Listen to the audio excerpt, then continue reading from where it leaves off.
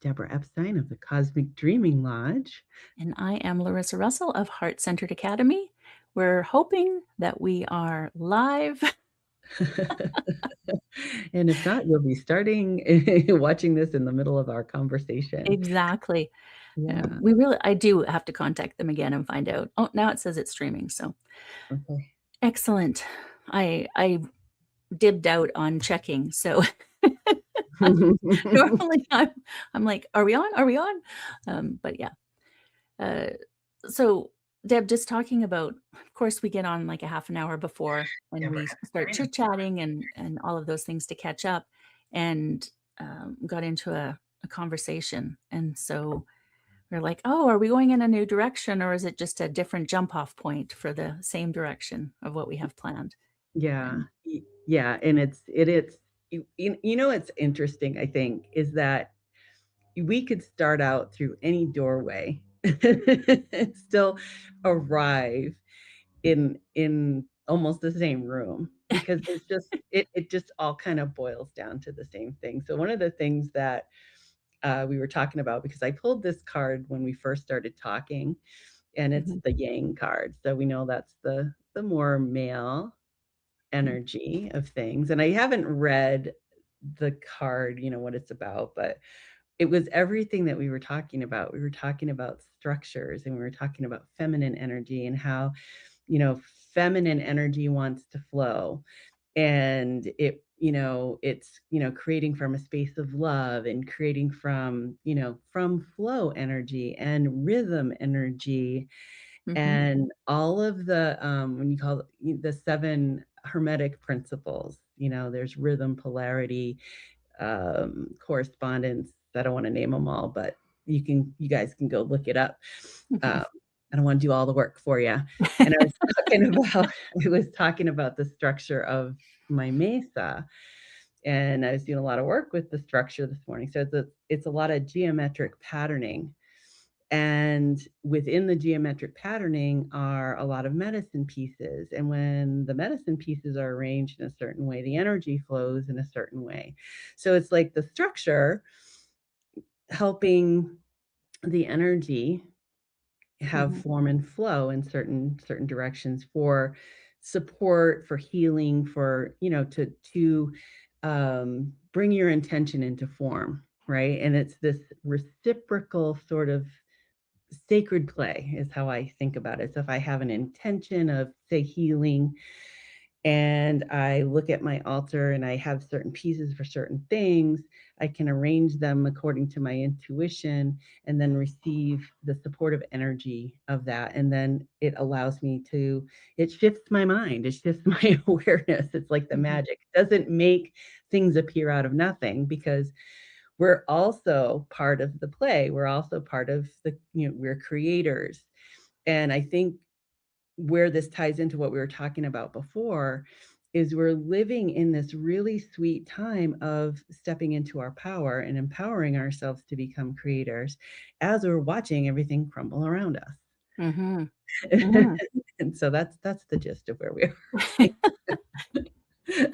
And that's exactly it. Um, this we have to be responsible for ourselves. For so long, we've relied on the church, we've relied on the government, we've relied on, all of these different governing bodies, um, to tell us what to do and how to do it, and they're falling apart, and we can't trust them to tell us the correct information anymore. Mhm. So then we have to decide. I've always been a huge proponent of, personal responsibility, but not everybody has been. But Mhm. we have to decide then what is best for us moving forward, right? And not in a I'm more important than you, because we are a collective, but in as, how is this going to best serve me, and how do I move through the world, Mhm. right? Knowing that there's other people. And so that's an really important part, because I think we've also become so polarized with me, right, versus the we. And so Mhm. it's like, no, we have to take into consideration both, but we don't lose ourselves in that. which Mhm, especially as women, we have done for way too long. mhm. Well, always. Yeah. Yeah. Well, that's I mean, that's the design of the system that's breaking down right now too, that patriarchal system. Mhm. Um, and how it's like even the view of how nature works was had the patriarchal imprint imposed upon it. And that just speaks to illusion Mhm. in a sense, because when you really tap into the wisdom of nature and then you hear, and then you think about like, survival of the fittest, for instance, it doesn't work that way. So like Mhm. if you had a bias, not Einstein, Darwin had a bias living in a world that he was living in and then looked at nature and it just he made nature fit into his bias. Mhm. And even he, like if you read about him, he really wasn't on board with his theory, but, like, we formed business under that theory. We formed so much of our world that we live in today under survival of the fittest that when we create things, we create from a survival mentality that if I don't do XYZ in the way of XYZ or ABC, Mhm.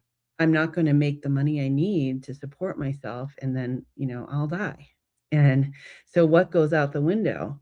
Creating from your heart, Mhm. what your heart's desire. And as artists like we are, it's a very interesting world that artists live in, and I was talking to my husband this morning about that very thing, how, you know, artists are, singers, songwriters, actors, and then there's visual arts, but there's only a limited supply of visual Mhm. art, and there's such an interesting set of, um, beliefs that contradict one another, so it's really kinda hard to talk about in a linear fashion because it's not one thing that's at issue, because it's like that thing that's unattainable that everybody wants, that has this it's like almost on a pedestal, like the capital A artist, Mhm. and it's so funny because someone even asked me, "Well, did you go to art school?" And I'm like, "Well, yeah, I did." And it was like almost like it legitimized me, and I'm like, "Well, you do know we don't need to have a license to create art." I didn't go to art school, yeah. I still consider myself an artist. It's Yeah. but it's really interesting how, like, art as a profession, when you go to art school, that's like, a school for art versus art in another college where they're also giving you other things to fall back on, so Mhm. to speak. It's such an interesting experience when you look at it like that. There's other people that are artists are legitimizing you, and then we as artists, like, kind of fall into that trap. And then, I mean, I know a lot of people that I've worked with, and I'm sure that you've worked with too, could say the same thing as, like, calling myself an artist. It was, like, the hardest thing, you know? Mhm. Yeah. Even creative, like, just using the word creative, "Oh, I'm not creative." Well, you're a human, you are creative, Right. but we censor ourselves so much because of what we've been told in this world. I think one of the worst things that ever could happen, and has, of course, is marked art in school. So you go to school, Mhm. and you're in elementary or junior high probably is when they start marking it, and they give you a mark for your art. Mhm. And if you make a purple tree, trees aren't purple. Oh, Mhm. really? Because I had a purple tree in my yard, Mhm. So there's these rules around everything, and you have to be technical to be good. And it's like, okay, being technical, but then what? Where's the expression in that? Where is the emotion in that? Right? And Mhm. I'm not saying that artists who are technical can't have emotion, but Mhm. just because you've learned a technique doesn't mean you're expressing yourself in your art. Yeah, and that's where I would go, kind of equate that with body work because I do both. And the body work that I learned how to do, myofascial release, why I fell in love with it because it was an art. It's an art. Mhm. And there's techniques, but the art of it is listening to the body. It's the connection with the body and what does the body need, and sometimes it doesn't need a linear technique. Sometimes it just needs space held for it while it Mhm. unravels. And just like art, when you're let's say you're going to, represent a landscape in an image that you're creating, that you can't take yourself out of the equation. You're processing through your work how you feel about the landscape, what you see in it. Something may stick out for you, like the way the light hits a certain rock, that Mhm. whole image starts to become about that shape of that light more than it is about the landscape. And so those are the nuances for me. That's true artistry. That's like mastery, when you get beyond the technique and you start to express through the work that you're doing. And so, does that just mean making a painting, or can you extrapolate that out into every aspect of work we do on the planet? Yeah. Yeah. And that is creativity, right? It's not Mhm, just art. It's not just writing a book or playing an instrument. It is in everything we do. It's in the spreadsheet we create. It's in, the way we do our job. mhm, Creativity is in everything. And, there are times we get stuck in a rut of doing a repetitive task. Um, but anytime we change that, that's creativity. mhm, And we need to give more, um, what's the word I wanna use? We need to appreciate that more maybe, right? mhm. That Yeah, well, that's our essence. When you think about it, it's our animating essence, right? Our soul is animating this body, which is a creation, right? And so in my teacher Don Oscar Miro Casada says we are creativity creating creation. When I first heard that, I was like, that's awesome. Mhm, We are the creativity creating all of creation. It's not someone, and this is where we have to kind of come off of the idea that it's been handed to us, it's been given to us by something outside of us. Carolyn Mace talks about that off-planet God, that lives up there somewhere. And I always marvel at that because I did not grow up in a religion, yet I still held that as a belief. I hated to use the word God because when I say the word God, the image of that would be, an old man with a white beard up in the clouds. mhm, Why? I don't know, because I think it's in our cultural consciousness. It's an mhm, archetype that we may have different variables about it, and I'm curious to see when people get to this part of us talking what they might share in the chat of mhm, what your image of God is. And I almost don't like to use the word because it's a word that has, been used to divide and to mhm, create war, and I like spirit, which is why, connection with spirit mhm. came up, right?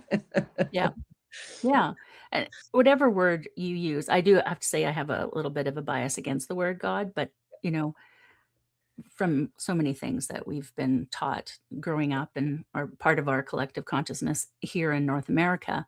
Mhm, Um, but whatever you call spirit, universe, that energy, mhm, it is one and the same, right? And it is us. It is part of us mhm. as a collective and individually. But Yeah. it's not a separate entity where it's like over here, which is what Mhm, we've been taught, right? That it's this separate entity that rules us and we must appease it mhm, or we are not good enough. We are not worthy. And mhm. we find that in so many different ways. We must meet these standards or we're not worthy, Yeah. right? And as someone who's been battling with a chronic illness for the last 6 months to 2 years, depending Mhm, on where you came into it, um, you know, I've really struggled with this value and worth as mhm. my ability to work has declined greatly. Yeah. And it's like, what is my value? Mm. And And that's been a big thing for me because I can recognize it. I can recognize where it comes from. I understand that it's not true, but we are so entrenched in it that I still feel it. I still Mhm. feel it. Yeah. And yeah, it's a real struggle. Yeah. I feel like that's part of, where you can say what's in one is in the whole, right? Mhm, And so it's not that you're consciously, saying, "I'm going to live from this perceived sense of value," which really comes from money, mhm, right? You know, how we're raised with money and your value, your worth is kinda tied to what you can bring in. I mean, just look, it's like you look at the warrior mentality around, mhm. bringing home the bacon, so to Yeah, speak, right? yeah. As money just has kinda taken that, um, place in our psyche, it's kinda changed the story has changed over time, the archetype of, like, it's not the dead deer, the bear that we're bringing home for food for the family, now it's the money, and Mhm, we're gonna do the battle to bring home the money. But it's part of that culture, so it's ingrained in us. And that's the work that we're doing is to, become aware of it, first of all, because you have to become aware of that you're acting in it unconsciously. And it's mhm, not it you gotta get blame out of it, you gotta get the shame out of it, you gotta get the finger pointing out of it, which is kind of blame and shame and judgment, and you have to befriend it. Because if you set mhm, up a battle like that against it, you're just fighting in yourself. mhm, And it's not as easy, I wish it were, but and maybe it can be, but not in my experience, that it's as easy as going, "Okay, well, I'm just gonna believe that anymore." And that's what I was talking about, like, with the altar, so I created an abundance altar, and when I set my intention for creating the abundance altar, I really just wanted to learn about it, and also we were going through some financial stuff that was really, as I look back on it now, it was tied to value and worth, things that me and my husband both had to go through to learn so that we could step out of a pattern. mhm, And until we created what we created, we couldn't see how we were creating it because we mhm, were doing it so unconsciously. And now as we're moving forward, having moved through that, it's almost like a financial reset now. I have such a greater appreciation for abundance, not just being things or mhm, more than I need, and how when you're in, I'm gonna say "Aini" because that's the word, a Quechua word for, sacred reciprocity, that give and take. You're in creation with all creation. mhm, And it's not about hoarding and bringing everything in here so I can feel good and safe and protected. That's still survival mentality, right? mhm, It's knowing that I'm being guided by a higher force. We all are. It's connecting with that higher force and letting go of my ego mhm, and feeling the fear because there is, mhm, and stepping forward anyway, like just doing the best you can with it. It doesn't matter how sideways it goes or how much you get in the way. It's supposed to be play and to lighten up a little bit with it. But when you have those survival patterns that we're all working with right now, all of us, mhm. if you're alive today, Yeah, yeah. it's being able to walk through it and do it anyway. And boy, it can't get any bigger. Maybe it can, but I don't wanna Don't know say about it, that. right? Don't say I I know. I like to say to myself, and I said this morning, I went like, "Wow, I feel so good. How much more good can I feel today?" And not and that's like, I'm like, I haven't felt like that in a long time, in a really Mm, long time, and not because I'm been in a depression, it's just we all go through shit, and mhm, we were talking too about how for, your illness and when it came up, and I said, "Well, gee, as your friend, I might say it's been 2 years," and then when I look back at my path over the last 2 years and your path over the last 2 years, and then what we were talking about, I'm like, "Isn't this spectacularly interesting how we've each kinda traveled this, full-on hero's journey, heroine's journey in the last 2 years, but we're arriving with the same wisdoms." And Yeah, doing that's a totally different journey, but arriving, in the same place yeah, to have this that's what understanding. yeah, that's what's, lights Yeah, me up right there. yeah. It's so true, it's so true. Oh, it's, as we as we move through, and I think that that's a really important part is about what we take away from these things that happen to us, right? And that's what I've really been trying to focus on with all that's been going on, especially the last 6 months because it's been really difficult. Mhm, Um, is like, what is this bringing for me? What am I not not what do I have to learn, but what am I learning from this? What is the possibilities with this? You know? mhm, And what I've really been sitting with is how much I've still, even though I keep talking about it, been doing for others instead of myself, right? mhm.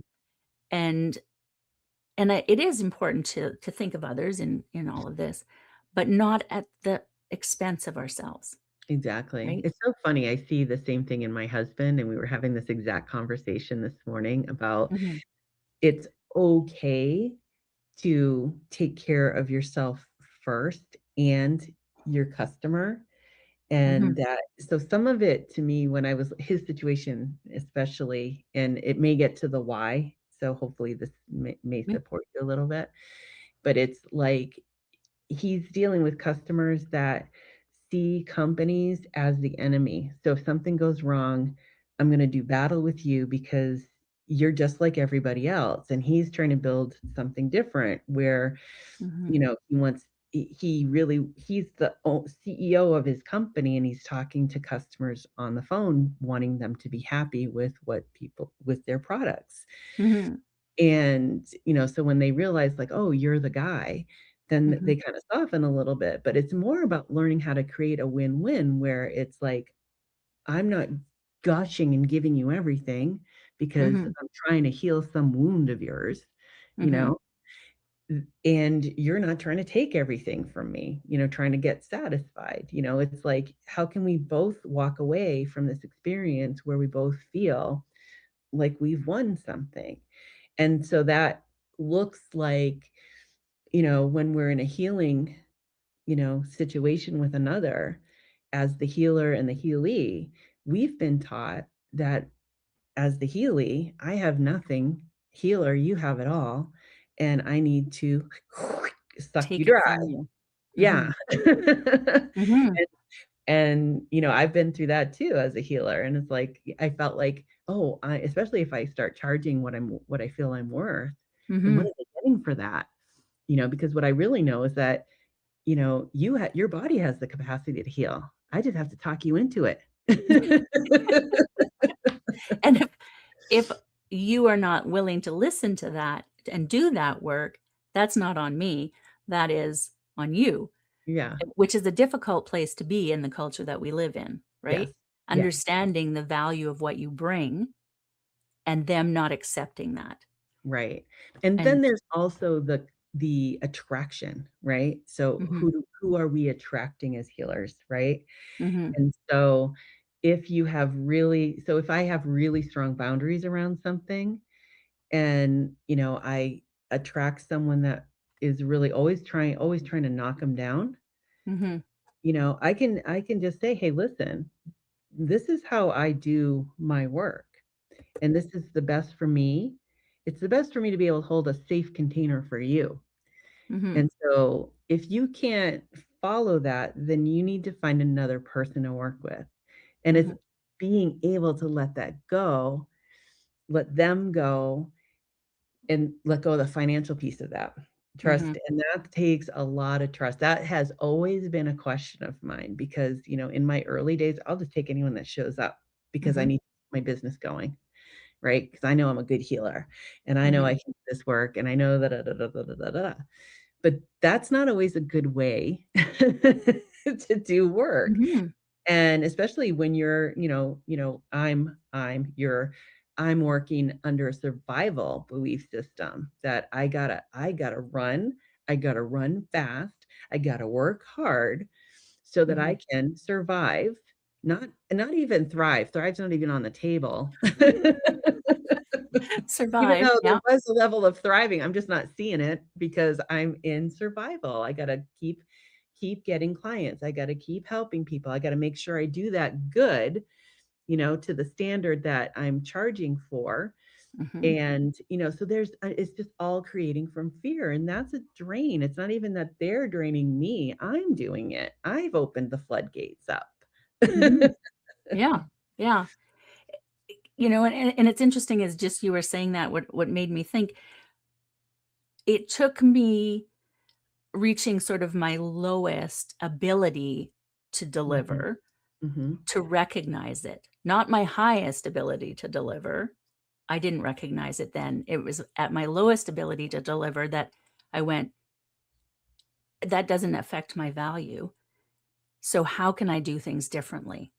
Right? mhm, And if I'm expending all of this energy on, X, Y, and Z that is actually taking from me as opposed to filling me, mhm. then that's a problem. So it's been an interesting lesson to have this way, you know, because again, the knowledge we have is not always what we do. Wish it Well, was. it's that level Um, of pain we each have to feel, and it's like when you go out into the world and what's happening, it's like, "Geesh, how much more pain do we have to move ourselves through?"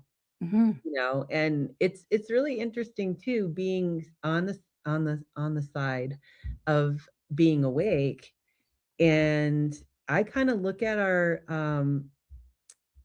our roles as healers now as almost like a welcoming committee. It's like, hey, a lot more people are going to be waking up in during this time and mhm, recognizing that they do have power and what do they want to do with that power, et cetera, et cetera, et cetera. mhm, And those of us that have been walking this path for a while, we hold a certain responsibility to help our fellow travelers on the path mhm, to find their way, not for us to do it for them, because we've learned as we've been walking the path, mhm, oh yeah, it's me, it's up to me. It's an inside job. It's not anything out there. It's up to me. It's like mhm.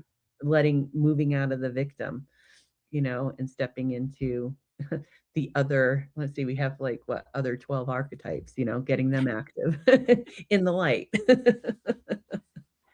Which comes back to that whole lack mentality that Mm, we have built our culture on, right? Because if they have, I don't. If I have, they don't. So I must take from them to have. And mhm, and it's not a pie that, we get a smaller piece because there's more people.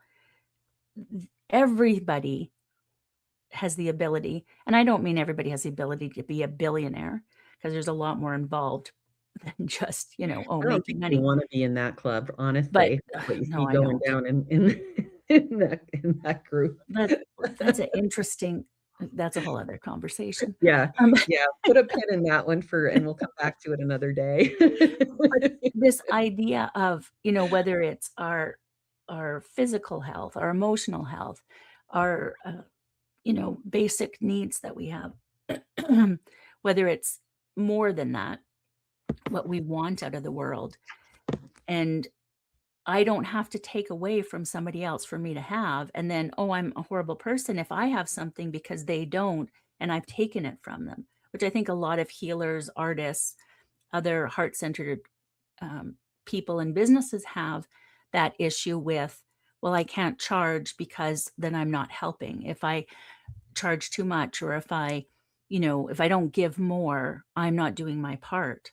Mhm, And it's not a that's still that, like we were speaking about, that lack mentality of, right? mhm, And so the more I'm in abundance and able to share how that came about and how you can be in abundance. I'm not saying I have to give my abundance to you, but Mhm. share how you can do it, and give you tools to use. Again, Mhm. not doing the work for you, but give you tools to use that I've used, and maybe they'll work and maybe they won't. You know, that's how we build each other up. That's how we build that abundance for everybody. It's Mhm. not about taking away from other people. I must be the most powerful player. Mhm. I'll go and start a war because, I need people to think I'm all powerful. Yeah. Um, that's Well, and that may speak to the lack that he's mhm, he's playing through his psyche, right? Because his actions are doing the opposite, right? And it is a mindset. Abundance is a mindset, it's not stuff, right? mhm, It's we live in an abundant universe. My example of that is like any artist that says I have too many ideas and I don't know which one to bring into form. That like I don't know if it's just some people that I attract that every I creative but I I can know say I actually, but hear yeah. that from everybody. And it's the overwhelm, and that's just the creative mind. And I get them too, and I remember grappling with that early on.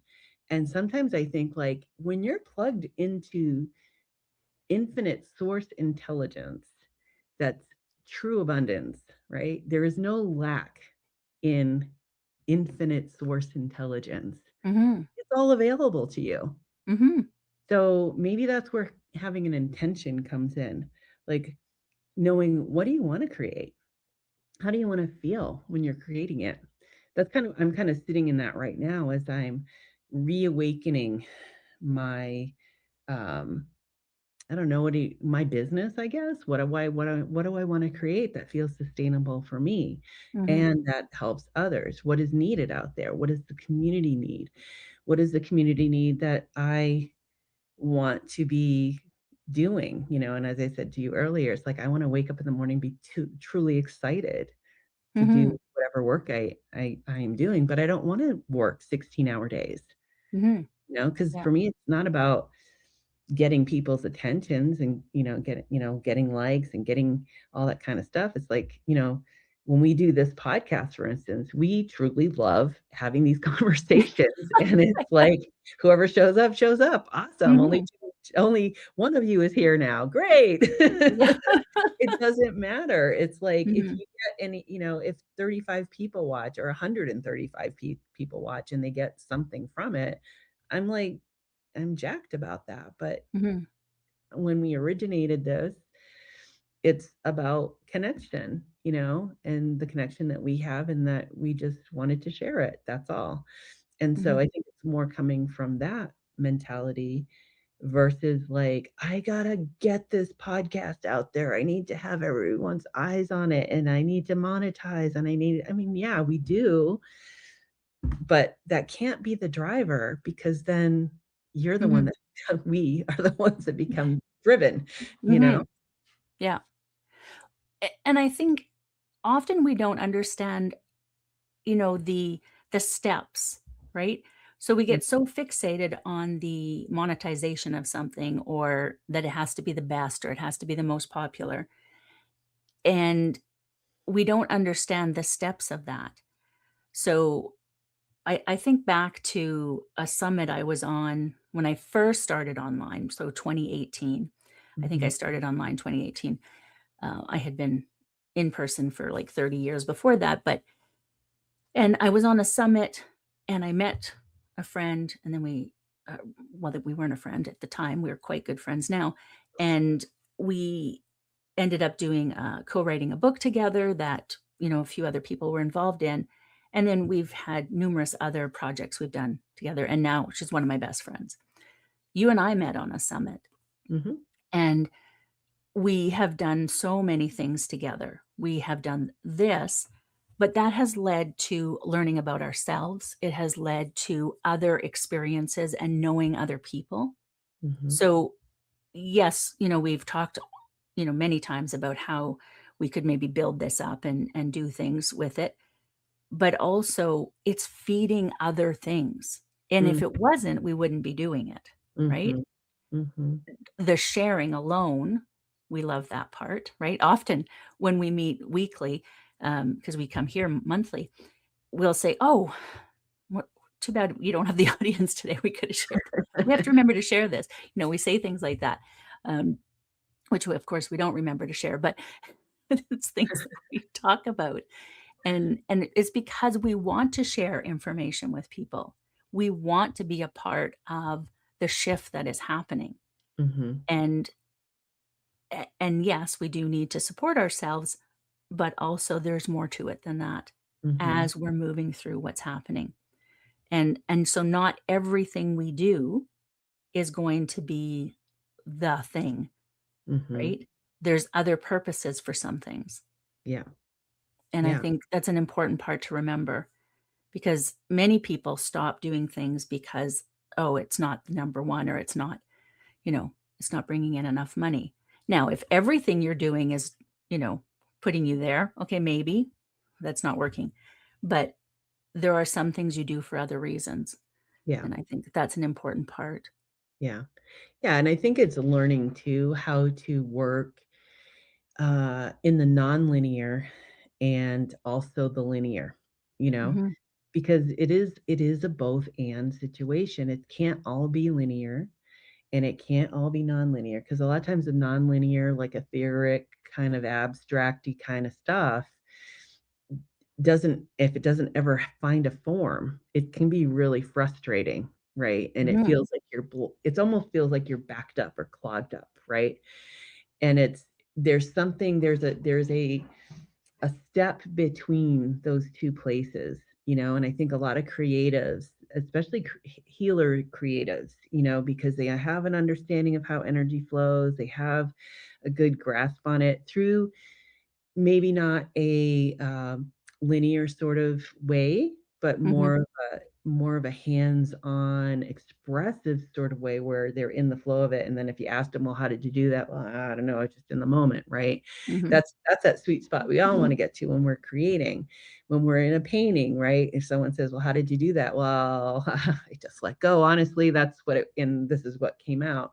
But there has to be this we have to be able to learn how to create the forms and structures, that's the yang energy, to bring these big ideas into life. And so I think that is probably more where the issues fall for us as creatives and healers is where we're seeing what's out there and the way it's been being done and the way it's trying to me, this is funny. It's people are talking about wanting to do it differently while they're doing it in the same way. So Mhm. they haven't, they have the awareness of it, but they still don't get that they're doing it in the same in the same Yes, energy that they've yes. created in. So, but I think this is the gift in taking the break, however we took the break, is to be able to sit, like, with truly, like, what do I want to live in as a Mhm, creator, as a healer?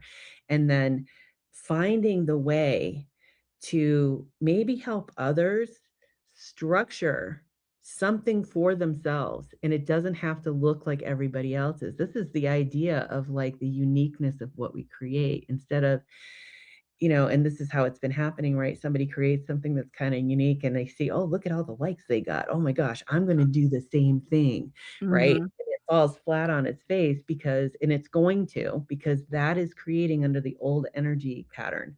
We're mhm, in a new time right now. We were talking about the, astrology that's happening right now and where the planets are and how long they're gonna be in this cycle. So that's, like, really us moving into a new way of thinking, the new earth thinking, right? mhm, Where, as you said before, it's like I can't just think about me, it's me in accordance with the all, I'm not alone in it.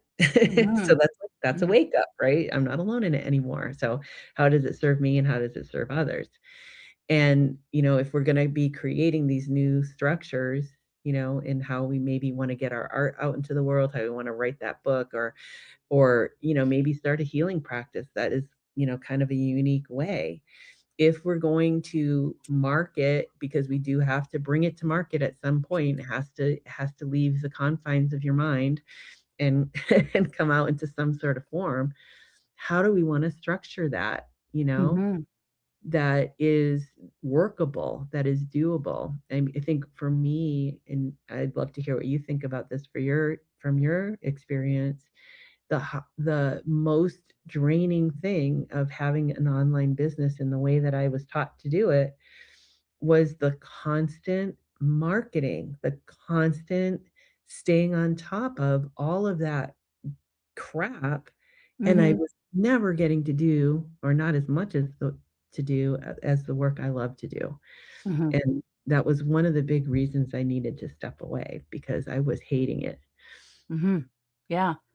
It and most creatives, healers, those heart-centered business owners really do struggle with the marketing part of it Yeah, because of it's a totally different energy, and we're taught this very masculine energy way of mm, doing that, and shifting our thinking in that.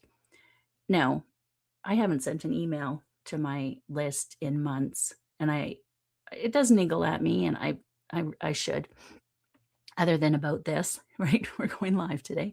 Um, and but I still have had new clients. I've still had people come in, Mhm. maybe not the same rate that they were before, but they're also very committed to the work that they're doing. So I find Yeah, it really interesting that I'm not on social media, I'm not sending emails to my list, and yet I'm still getting clients, I'm still doing things that, um, keep my business going.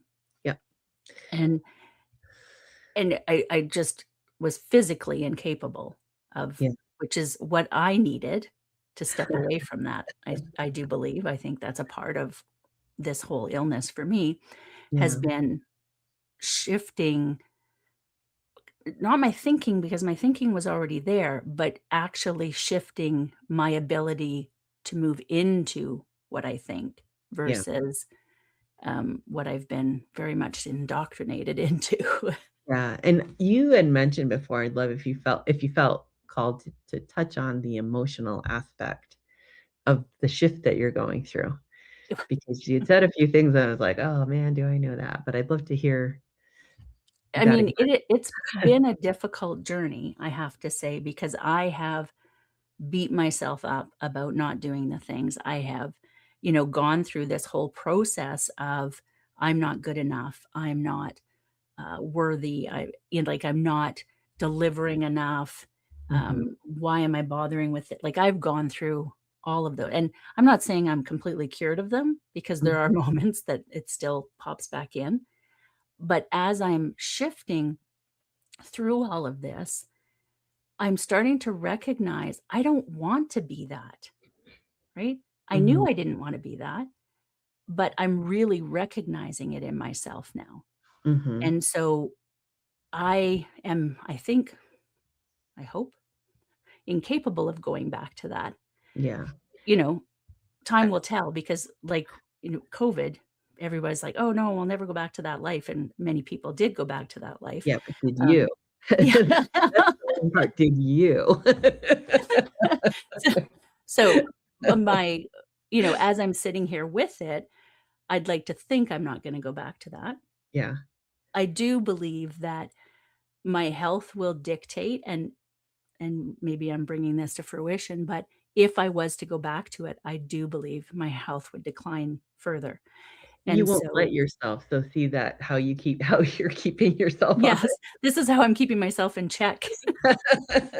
But I think that's where you can be like, you can have grow that gratitude for that aspect of you that's creating it that way so that you stay honest with yourself. I Mhm, I, I go through my version of that, and I love that you're speaking into this because I'm like, yeah, because and what it's that question, will I go back to it? And it's not a matter of like, "Oh my gosh, I've come so far, there's no way I can go back." I think you get to a point where you have learned it and you see it.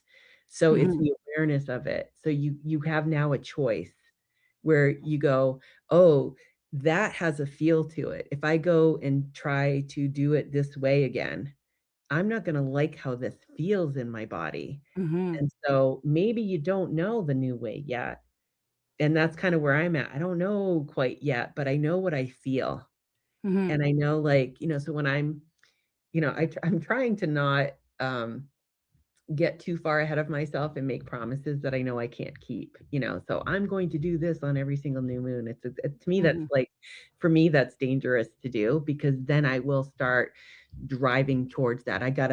I have integrity. I have to do Mhm. what I say. And then conversely, it's not like, well, if I don't say it, I don't have to do it. It's no, I have to find my rhythm of it. And so Mhm. there's no formula for that because it's you feeling your rhythm. Mhm. And and then what I've noticed about working when I feel my rhythm, it's freaking always on, and it makes me laugh because I'm like, "Oh, that was easy." Mhm.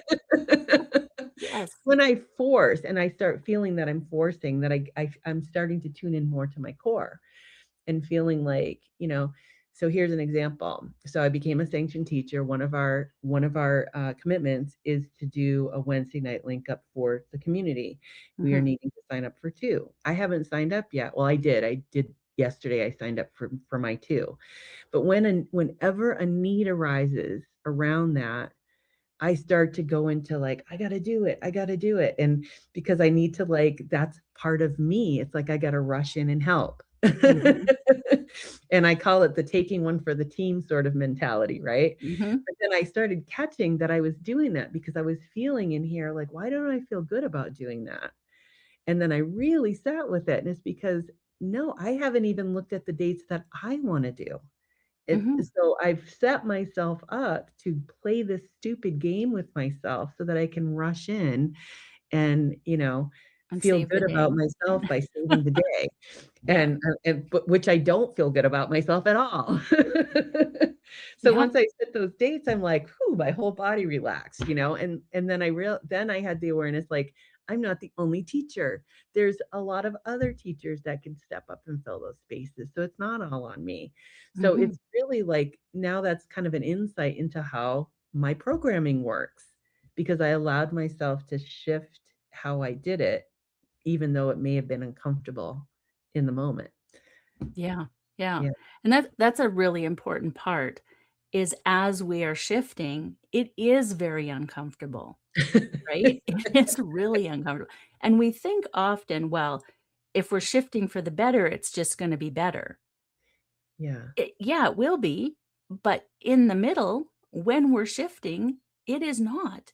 It right. is messy. It is uncomfortable. It Yeah, is all the things that make you question, should I be doing this? Should I not be doing this? Is this right? Is this not? And so recognizing that I think is such an important part is that it is very uncomfortable yeah. to make those changes. And I think too, also remembering you're not alone in it because you and I both, I know, have a lot of friends that are spiritually minded, and people who are watching this, I think, are of that ilk as well. It's the recognition that, like, oh my gosh, there's a whole group of us learning how to shift. I don't have Mm, all the answers, but I'm willing to talk about my process. And hopefully, by me talking about my process, it gives you some insights into your process. And I feel like that's how we help each other. It's like mhm, not me fixing it for you because you know what? There really is no problem because we're shifting the problems. mhm. Yeah, yeah, We may not like the results of how it feels, but we have to remember too how we grew up, the things we learned to shut down. And now the things that we are learning to wake up, we have to learn how to be with them. And our body also comes along for the ride. And yeah. not just comes along for the ride, has a lot to say. And so we get to listen to that and we get to honor that and not just shush it like we were shushed. So it's like, Mhm, it's like noticing like, oh my gosh, I do that to my body, because I felt like it didn't have any value because I never felt like I had value because I was shushed. And it's like, oh, look at how I'm doing that. And, oh, I never thought of it like that before. And then it's like, oh, thank you for that insight, and it's like we said before, if you woke up healed one day, it'd be too freaking scary, you mhm. know, as much as we say we want that, and it would probably be nice. There is something that we're getting out of the process, and that is the juice, you know? And I think honestly, if I was to wake up completely healed, I would probably just go right back into my old patterns, Mm, right? Because it's like I have no control. It's just I'm sick or I'm not, right? Mhm. And the path that I've been taking through this and seeing some of the connections has to be done slowly. Otherwise, it's not going to stay. Yep. Yeah. That's lasting results. It's like when you think about weight loss, I like going to this one too because it's something that you see everywhere, especially in like now we're women of a certain age that we've gone through menopause or we're going through menopause and it's like meno belly. It's like all of these names for stuff and the Mhm. marketing around it is ridiculous. And really everything comes down to a lifestyle change. There's nothing wrong with your body when you're going through menopause. What's wrong with the whole situation is how we relate to it. And how we relate to it may be some of what's causing the problems because we're in resistance to the aging because of Mhm. what does it mean for a woman when she goes into her cronehood, right? When she becomes an elder. We dismiss our elders, right? And Mhm. I remember being little. I was really young, and I thought I had this vision, and I'm like, "I wanna be that wise woman. I wanna be the wise woman." I used to love the story of Solomon in the Old Testament of the Bible Mhm. because it was all about wisdom. So I was always attracted to wisdom, not knowing stuff, but just the wisdom that comes from being in the silence, allowing for that connection with yourself, with earth, with universe. And there's wisdom that comes through. It's not something that you hold on to. I feel like knowledge is something we're grasping at. And I feel like wisdom is just something that flows. Mhm. And I thought, like, wow, if I could be an old woman, be wise, like, that's a good goal. But it's true, we don't honor aging, our elders, the wisdom that comes with that. Um, None of that, right? We dismiss the aging population, and as more and more of us are aging, and especially women who have been devalued for so long, it Mm, you know, that just compounds that. I listened to my mother-in-law who is, quite ill mm, and, terminal. She's still worrying about her weight and, "I can't get rid of this last 10 pound," and it's like, you are rail thin, first of all, because you barely eat, and you're worried about your last 10 pounds when you might not be here next year? yeah. Like, Yeah. there's something seriously wrong with our culture that this is the way we think. Yeah. And, I mean, she's not the only one. This is a very common thinking, right? That we have to look a certain way. We have to and she recognizes that she calls herself vain, and she doesn't leave the Mhm. house unless and so, she looks a certain way and, she's quite not well right now.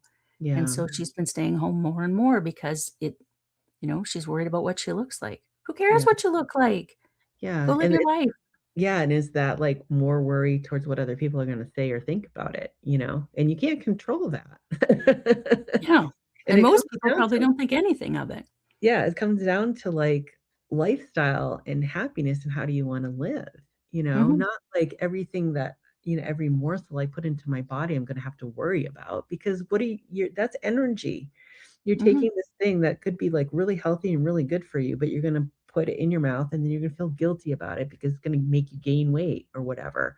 Mhm. But your body does need fuel, Yeah. and you get to enjoy what you eat, but it's also like, there's the moderation, what feels good in your body versus what doesn't feel good in your body, and when we're always listening to what the so-called experts say about how to do this, they're coming from a very linear standpoint, not a very unique, like, multidimensional kind of like what works good for me. It's like, well, I have all these belief systems in my way, so every time I eat something, I'm gonna make it stay in my body longer than it Mhm. needs to. It's gonna be fuel, and it's gonna be, resource for other times, I'm gonna hoard it in my body. My cells are gonna hoard it, you know, and Which it is a doesn't very common thing when we are limiting ourselves, then our yeah, body hoards and you don't lose weight, even though you keep cutting calories, cutting calories, cutting calorie, and it's like, or or yeah.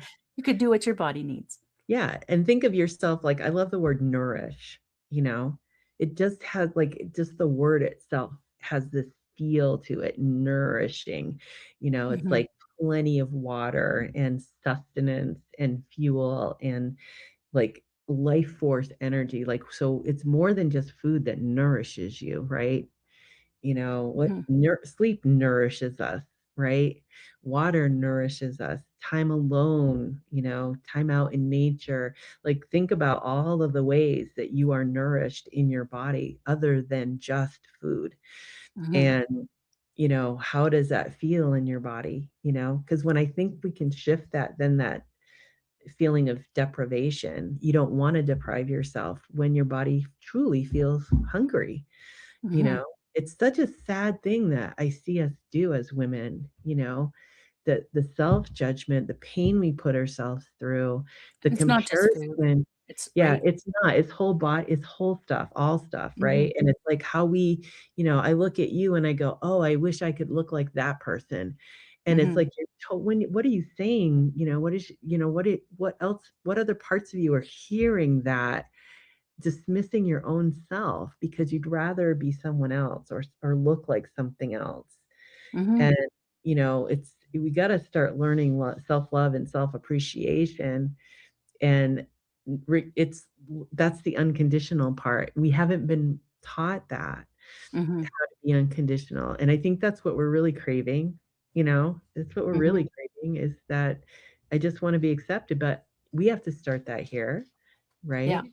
Yeah. Yeah. Each of us individually. It's so true. It's so true. I'm just looking at the time, I know, wow, we went and almost I've an done hour. incredibly well, I have to say. I'm still feeling okay today. Yeah, Um, so that's good, but I think, we might wanna, just wrap things up. Any yeah. final thoughts for today?